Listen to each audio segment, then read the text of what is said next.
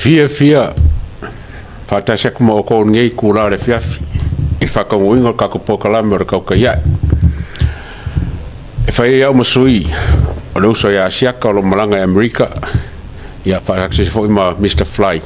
ia maskai ngai aio wha pe nungon ea aio ki whawhere ea kuri pa ia ma malu sa mo iong kulanga whaalupe whawhengainga mo lako wharikua ia whape foi i kamali e nga kai leo kama mo lako ainga foi mo lako kama lo whainga maua marika ko whaasa launga e ngai e fiafi whai au masui o le Blue TV ia whaakasi foi ma le fionga e ngā whakasi whalolonga ia nae fui mongo o lo mako rua ku ngai e fiafi ia usi maia le mai moment se sila foi ska whainga arkako polkalama ngai e fiafi ia awale lau sila mai moa ia ma le pai whakasi mai i ngai kula le fiafi o le so o le so o le akako sila i se mka opusidi nga laka mai pe ko sila fia sa fai le fongo le pan menge i le so le kam fai le pasia kala le kupe o kako kupe o lo kam fai le pan menge e fa makala ma wi ili ma sila foi e pidionga e kasi mar ko pidionga kala le kupe le lo kam fai le pan menge e fai le kala le kupe inga ia fai o nga sala pule ia mapasia wa le kausanga luafe luongo i le luafe luafiku o ngisi nge o kako frafla fo inga le pan menge le so o la ko sisira ko fa fonga ia fai des kako kala fo ima o highlights o le fongo ne la kam fai ka ke sisira ia nge fiafi ia ai usil mai mo o da paso solo ko kako kalamo kako kalmoela ia da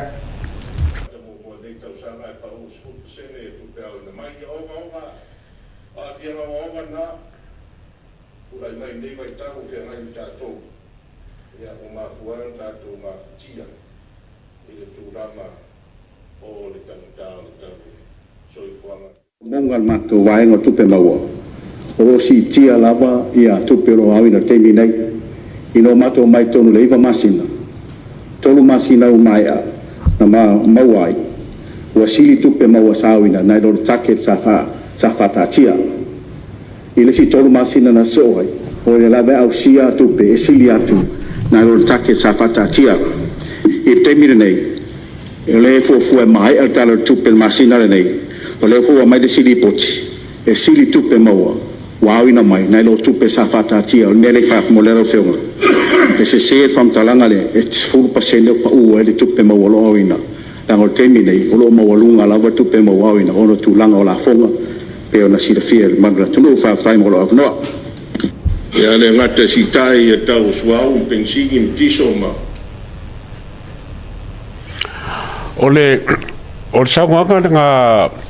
le fionga foi a la wofo suke kai ka ko ku ngai oro ia sa ngoi fa pe o se furu pasenge wa pa u ai e ku pe mo al malo ako sitsila la sa nganga le fionga foi a paunga o le miska ku pe mo o manga ia ia fa le menga e paunga fa ko lei o nga sikia le kupe a Samoa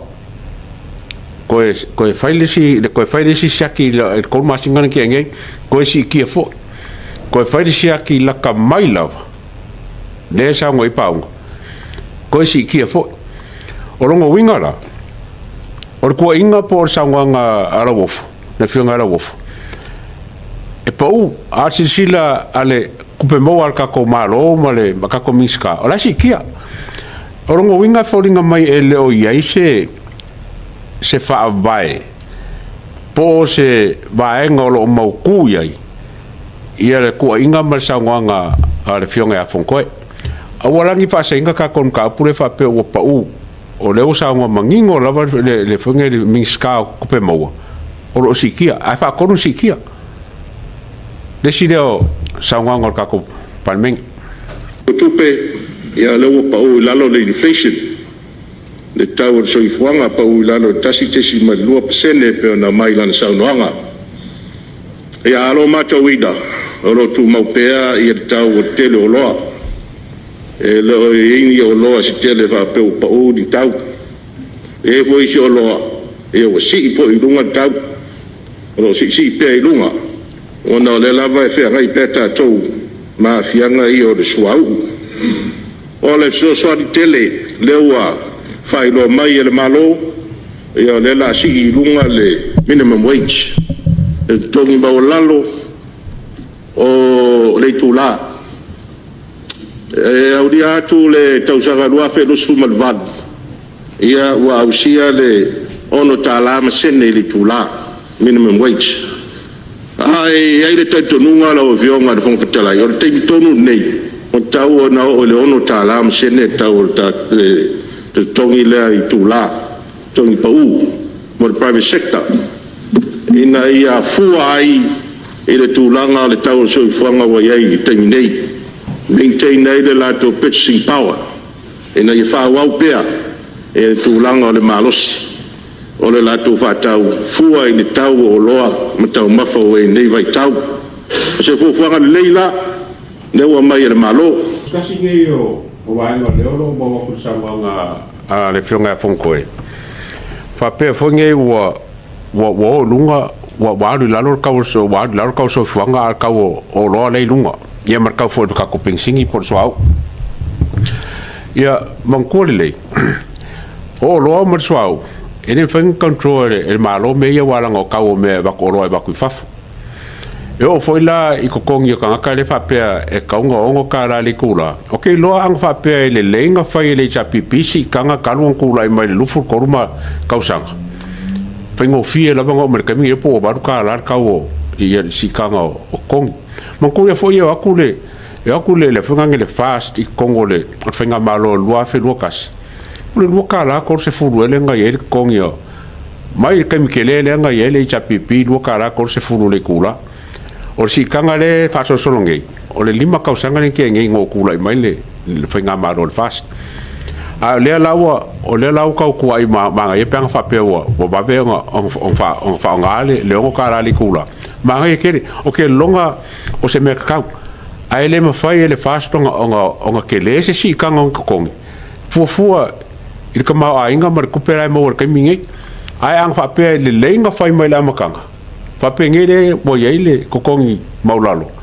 ile lima kala polo kala la polo ka mingi longa wika ka fua le baru kala ile si le kupera kala ka sanga le la saunge o le si vaanga ke vai akule ina funge ile menga mai ye funge ye e ka ko minska o kupe mau o meio o kele le ma ka ku kele yo kupe fa mai la ka ki ele fa nga inga ye mo me alo fa mai fafo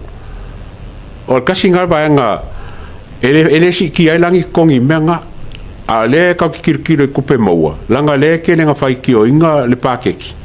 a le lava ye kali o me uma lava o magai o kali el palmia skem ka ko fa fonga ma si la for kali el palmia a o le lava mai ka winga le fonga ngele le faiki o inga le pakeki le kaiminge le kuangai mai la ko fo lo ngai el malo o le kaiminge ka winga la ko faiki o inga le pakeki ia o le la ka ko vai kunge ia nga o ko ya pe nga o le kingu uma ma fungen fonko le fai ki ingal pake le ka o mai ba ngai a ele ai foi mas fai ki onga ele son kat